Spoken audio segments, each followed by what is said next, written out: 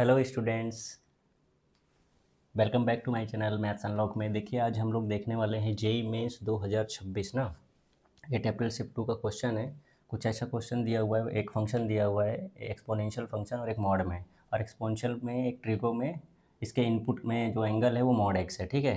So statement 1 दिया है, F is differentiable for all X belongs to R, F is increasing in this interval. Third quadrant लिखा है ना, minus minus third quadrant. So students इसको हम कैसे solve करेंगे? सो इसको सॉल्व करने के लिए अगर स्टेटमेंट 1 अपने को करना है ना, डिफरेंटिएबल अगर आपको बताना है तो डिफरेंटिएबल बताने के लिए कंडीशन होता है बेटा, डिफरेंटिएबल फंक्शन होना चाहिए L H D equal to R H D. इसकी थियरी जस्ट एक घंटे 22 मिनट का मैंने बनाया है, उसको जाके देख लीजिए, पूरा क्लियर टू कट हो जाएगा। और साथ में फाइनाइट आना चाहिए, ठीक है। ये अपने अपना ये कंडीशन होता है। तो उसके हिसाब से अब ये इसमें बोलोगे सर मॉड एक्स लगाए, तो मॉड एक्स का तो पता ही है, एल एच डी। जब आप एल एच डी करोगे, लेफ्ट हैंड डेरिवेटिव निकालोगे, लेफ्ट हैंड डेरिवेटिव, ठीक है। सो ये आपका जो फंक्शन है वो कैसे खुलेगा, बराबर कि नहीं? पहले फंक्शन लिख लो। तो एफ एक्स जो है वो आपका हो जाएगा ई की power sine minus x minus, और ये कैसे लिखा है इसको, क्योंकि मैं एल एच डी के लिए कर रहा हूँ। एल एच डी मतलब एक्स लेस देन ज़ीरो के लिए, एक्स बिलोंग्स टू आर है ना, तो रियल नंबर मैंने मान लो ये ले लिया, एक्स बिलोंग्स टू आर। तो फटाक से इसका एफ डैश एक्स निकालेंगे, एफ डैश एक्स। तो एफ डैश एक्स क्या आ जाएगा? तो बोलोगे सर एफ डैश एक्स आएगा ई की पावर एक्स का ई की पावर एक्स लिख दिया, ई की पावर एक्स का ई की पावर एक्स। और फिर एक्स एक्स जैसा नहीं है तो इसका डेरिवेटिव क्या आ गया, साइन एक्स का डेरिवेटिव हो गया बेटा कॉस एक्स, बराबर कॉस एक्स हो गया। ओके, और फिर इसका भी डेरिवेटिव आएगा ना, माइनस एक्स का डेरिवेटिव हो जाएगा माइनस वन, तो आगे लगा दिया। अब बीच में माइनस है, और इस माइनस एक्स का डेरिवेटिव फिर से क्या आ जाएगा, माइनस वन। तो फाइनली ये क्या आ गया अपना, आ जाएगा ई, ये लिखा है साइन में, और ये लिखा है माइनस एक्स, बराबर। वैसे sine minus x minus sine x होता है, बराबर, पता ही होगा।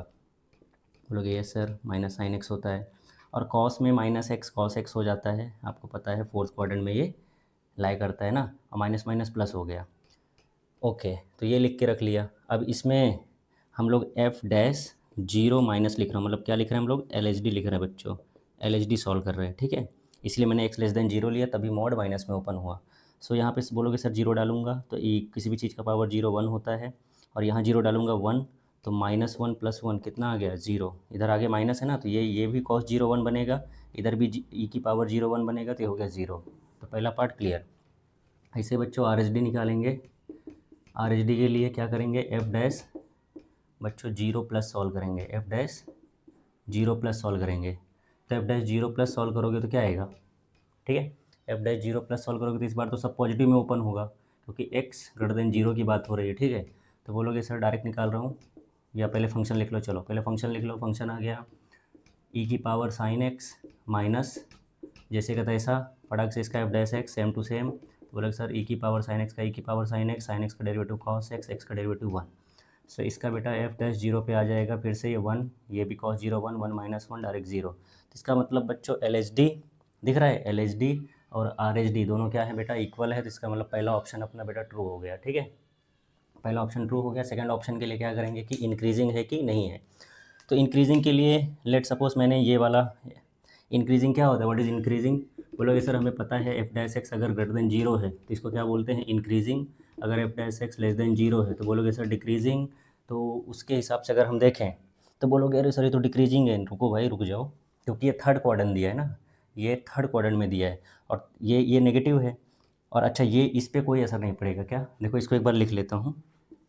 जो अपना एफ डैश एक्स है ये वाला, चलो ठीक है, क्या लिखा है, माइनस ई की पावर माइनस साइन एक्स, इधर बेटा लिखा है cos x minus minus plus, है ना, ये देखो यहाँ ये वाला उतार लिया मैंने, हाँ ठीक है। तो बच्चों क्या बोलोगे, बोलोगे सर कि अभी इंक्रीजिंग है कि डिक्रीजिंग ना, और इंटरवल देख लो क्या दिया है, थर्ड थर्ड।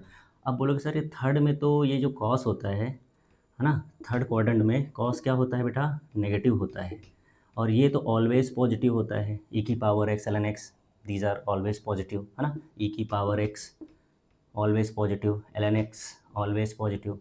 सो बच्चों तो अगर ये नेगेटिव होता है और ये ऑलवेज पॉजिटिव है, तो ये आगे माइनस लगा है, तो माइनस माइनस क्या हो जाएगा, प्लस। अरे भाई ये आगे माइनस है और ये बोलता है ये नेगेटिव होता है, तो नेगेटिव नेगेटिव पॉजिटिव और आगे भी पॉजिटिव, तो इसका मतलब एफ डैश एक्स क्या है कि इंक्रीजिंग फंक्शन है बेटा। और चाहे सेकंड वाले से भी चेक कर लो, सेकंड वाले में तो सीधा सीधा दिख रहा है ऑलवेज पॉजिटिव, और ये नेगेटिव होता है, बराबर क्या नेगेटिव होता है, बराबर नेगेटिव होता है ये। ओके, तो यहाँ से नेगेटिव हो गया, और तो माइनस माइनस ये भी क्या हो गया, प्लस ही हो गया, है कि नहीं। वैसे अपने को इंक्रीजिंग डिक्रीजिंग के लिए एक एक भी कर देंगे तो बहुत है, तो एक से हमने यहाँ इस वाले से प्रॉपर सब बता दिया कैसे क्या है। तो बेटा ये भी ट्रू स्टेटमेंट है, -π/2 से π/2, ठीक है। सो आई होप अगर आपको ये क्वेश्चन समझ में आया है, सो लाइक शेयर सब्सक्राइब जरूर करना, ठीक है। Thank you so much.